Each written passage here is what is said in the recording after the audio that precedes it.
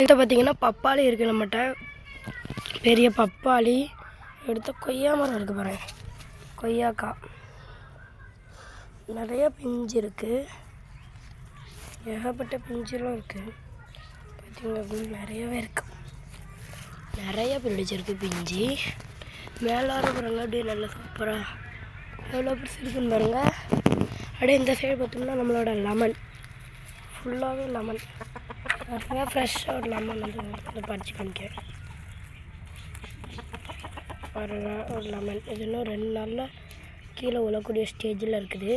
பாருங்க எப்படி இருக்குன்னு பாருங்க.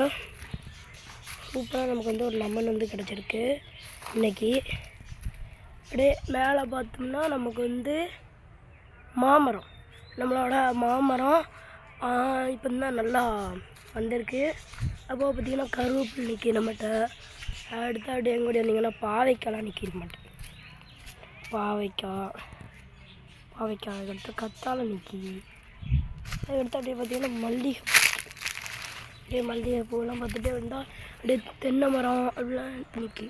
அப்படியே பார்த்திங்கன்னா நம்ம வீட்டு கோழிகள்னா கோழிகள் ஒரு 4 கோழிகள் நம்மளுக்குள்ளது அதுவும் நிற்கி. அதுக்கடுத்த ரெட்டில் இந்த மாதிரி நித்திய கல்யாணி பூ நிற்கிது.